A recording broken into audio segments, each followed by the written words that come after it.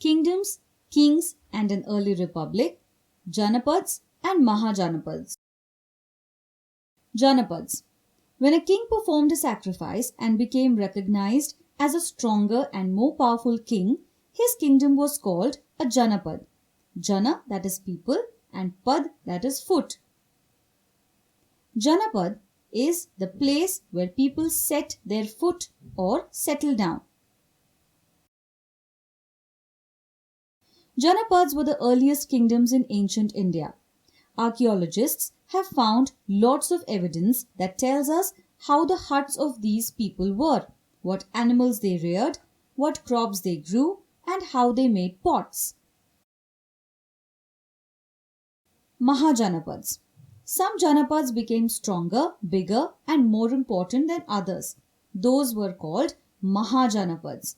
You already know what Janapad means. Maha is huge. So these were huge kingdoms. The Mahajanapads were bigger kingdoms. They each had a capital city. They had huge, tall walls around the kingdom. They also built forts for protection. Archaeologists think that there were 16 Mahajanapads in ancient India. The kings must have needed so many people to build all these walls and forts. They would have also needed so many bricks and other building material.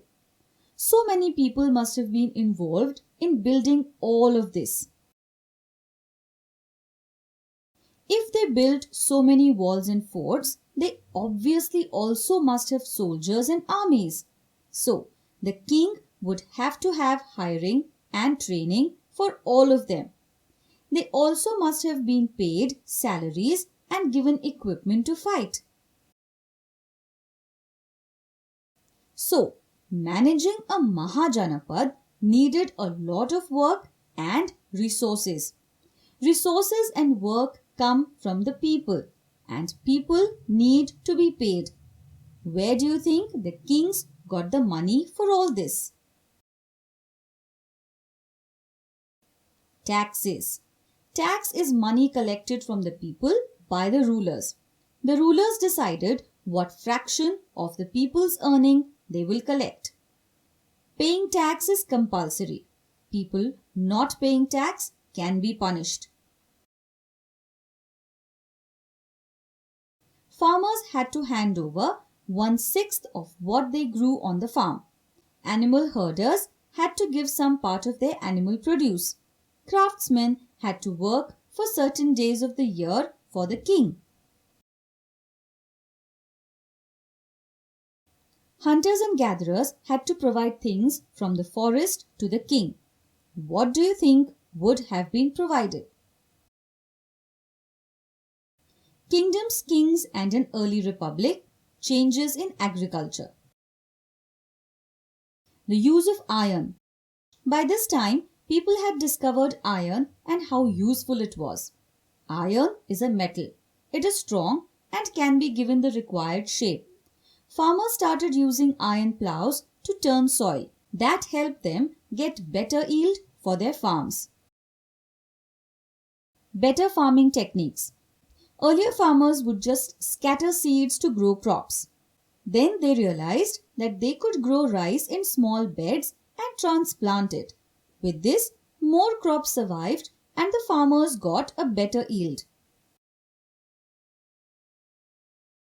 Gathering workers. These new ideas got better yield but needed a lot of hard work. Iron plowshares were heavy and transplanting needed constant bending. Landless labor and slaves were gathered to get this work done. Think and discuss. Do you think the kings would have encouraged changes in agriculture? Kingdoms, kings and an early republic. Magad and Vaji. Magad. Magad was one of the 16 Mahajanapads.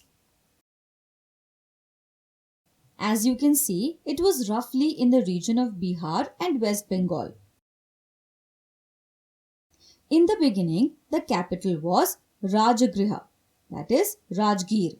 Later, the capital of Magad became Patliputra, Patna. Rajgriha was in the hills. Patliputra was a port on the banks of the Ganga. Important rivers like the Ganga and Son flowed through Magad. Because of this, the land in Magad was very fertile.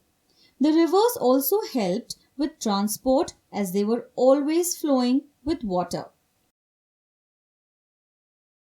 There were forests around Magad. Because of this, they got a lot of wood to make houses and weapons.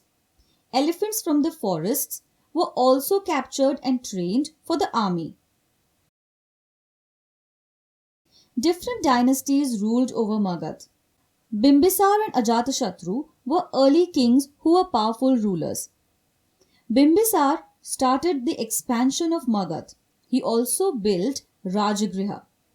Ajatashatru made Magad the most powerful kingdom of North India. About 300 years after these rulers, Mahapadmananda ruled over Magad. He conquered all the other dynasties of North India and became the most powerful king of that time. Much later, Chandragupta Maurya became the ruler of Magad. Alexander, a king from Greece in Europe, decided to set out to conquer the whole world about 2300 years ago. Alexander started from Greece and conquered parts of Egypt and West Asia and came up to India. However, his soldiers were tired of fighting for so many years together and wanted to go back home. So, he couldn't quite conquer India and had to head back. Vaji was one of the 16 Mahajanapads in ancient India. Vaji was ruled not by one king but by a group of 8 different clans. People were chosen from each district as representatives. These representatives formed a council to decide how to rule over their area. The chairman of the council was called the king. He also had ministers to help him with administration. Think and discuss. Do you think the position of king in Vaji was hereditary? Give reasons to support your answer. The council discussed and decided how to handle problems and go about development in their area. In Buddhist books, we can find a lot of information about these councils and how they used to function. Groups met in assemblies to debate and discuss what was to be done in certain situations.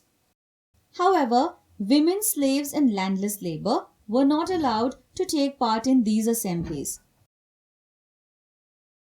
Democracy elsewhere.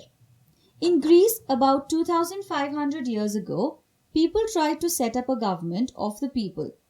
They would have assemblies of all the people 40 times a year to discuss and take decisions on important matters. Democracy elsewhere. All men who were more than 30 years old could take part in these assemblies. Women and slaves were not allowed to be part of these assemblies. Would you call this democracy?